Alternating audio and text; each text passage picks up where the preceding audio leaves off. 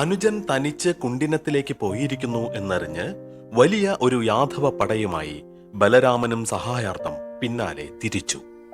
പിറ്റേ ദിവസം രാവിലെ മംഗളവാദ്യങ്ങളും ഭേരീനാദങ്ങളും മുഴങ്ങി. നഗരം മുഴുവനും വർണ്ണോജ്വലങ്ങളായ കൊടിക്കൂറകളാലും തോരണങ്ങളാലും സമലങ്കൃതമായിരുന്നു. വിവാഹ പന്തലുകളും ഉപഗൃഹശാലകളും ക്ഷണിക്കപ്പെട്ട ജനാവലികളാൽ പരിനിബിഡമായി. പന്തലിൽ വിവാഹമണ്ഡപത്തിനടുത്തുള്ള മുൻനിരകളിൽ രാജാക്കന്മാർ നിരന്നു കഴിഞ്ഞിരുന്നു.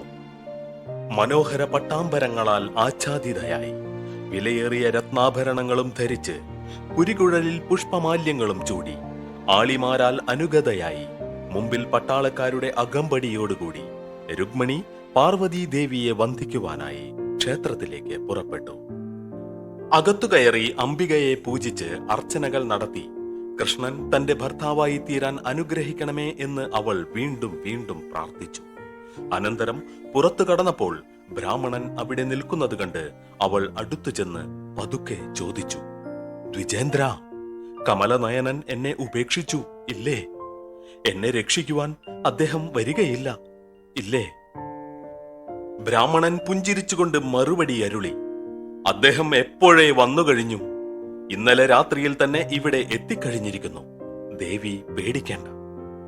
രുക്മിണി സന്തോഷം കൊണ്ട് മതിമറന്ന് തന്റെ കഴുത്തിൽ കിടന്ന രത്നമാലയൂരി ആ ആരണവര്യന് സമ്മാനിച്ചു. എന്താണ് അങ്ങനെ ചെയ്യാനുള്ള കാരണമെന്നോർത്ത് കാണികൾ അതിശയിച്ചു. രുക്മിണിയും തോഴിമാരും ക്ഷേത്രത്തിൽ നിന്നും കല്യാണ മണ്ഡപത്തിലേക്ക് സാവധാനം നടക്കുകയാണ്. ഭുവനമോഹനമായ അവളുടെ സൗന്ദര്യം കണ്ട് സർവരാജാക്കന്മാരും മന്മഥ വിഭ്രാന്തിയാൽ പരവശരായി. കല്യാണ മണ്ഡപത്തിലെ സുവർണ പീഠത്തിൽ പച്ചക്കാമദേവന്റെ വേഷത്തിൽ പുതുമണവാളനായ ശിശുപാലൻ വന്നിരുന്നു. മുമ്പിൽ മണ്ഡപത്തിനോടടുത്ത് അവന്റെ പക്ഷക്കാരായ മാഗധൻ, അങ്കൻ, കലിംഗൻ, മാളവൻ, കേകേയൻ, വങ്കൻ, പൗണ്ടകൻ, കോസലൻ, സാല്വൻ, ദന്തവക്ത്രൻ, കാശിഭൂപൻ, അവന്തീശൻ തുടങ്ങിയവരും വന്ന് ഉയർന്ന മണിമഞ്ചത്തിൽ ഉപവിഷ്ടരായി.